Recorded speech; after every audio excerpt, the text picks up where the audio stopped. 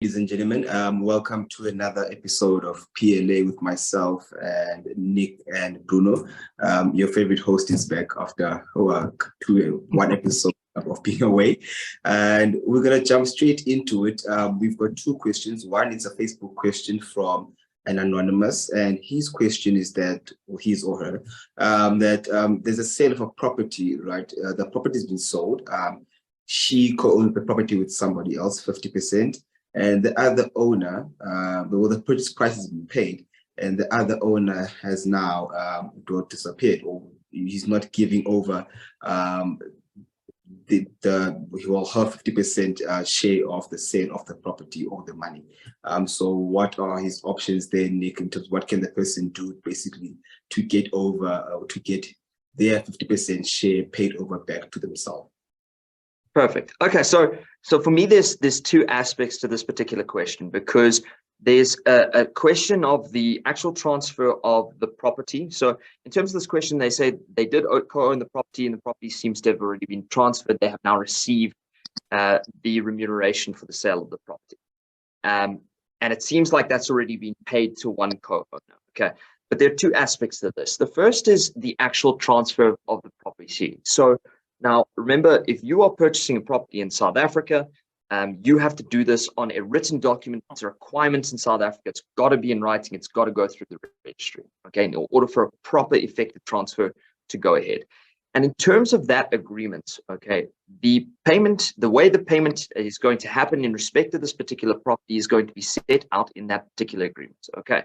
So you often find that with property transfers, there's a deposit and a bond has to be secured within a time period. Okay, this is all set out in the document. But what's important for the purposes of this question is there's also going to be a provision on how that remuneration for the property is paid. Generally, 99% of the time, this is going to be paid upon registration transfer, i.e. in the deeds registry says that property now sits in the purchaser's name. The payment goes from the conveyancer's trust account and gets paid over to the sellers in the circumstances. What we don't know here is, was that deed of sale complied with? I'm assuming that it is, okay?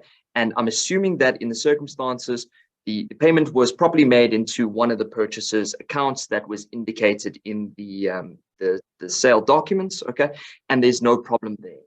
Because if, say, that isn't the case, and there was perhaps a payment into account, one of the owner's accounts, and instead it was supposed to be 50-50, our writer's got a couple of options specifically with relation to the conveyancing attorneys in the circumstances, because they would have breached their duty on the sale agreement. But we can't see that here. I just mention it because it's a possibility if the circumstances do dictate that happened.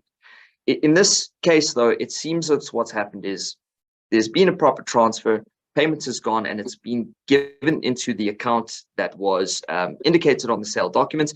That would be one of the sellers. So they didn't take the steps and say, we're going to split this purchase price and pay each of you a bit by bit. And it's all gone to the one purchaser.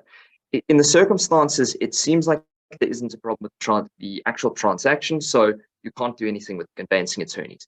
And now it's a dispute between, obviously, the two co-owners of this property. Okay. And the unfortunate circumstance in this case is that there's going to have to be some level of litigation if that owner is not going to come to the table. So obviously, what you do in the circumstances is firstly say, listen, where is my 50% share? I would assume in the circumstances that's already happened. If they are not coming to the table, if they're ignoring you or whatever the case is, unfortunately, this is one of those circumstances where you're now going to have to demand the payment of that half share. And essentially what I think it would form is a case of an unjustified enrichment in the circumstances, because the person who has now holding the full purchase price has unjustifiably been enriched by the sale of the other 50% owner's share of that particular property. And in the circumstances, you'd have to approach a court to say, look, I need the return of that purchase price, or at least a damages portion in what I have suffered, which would be my 50% share in the circumstances. So unfortunately, no easy answer. Maybe this, maybe our writer gets a bit lucky, approach an attorney, try with a letter of demand, and see if you can resolve it on that particular circumstance.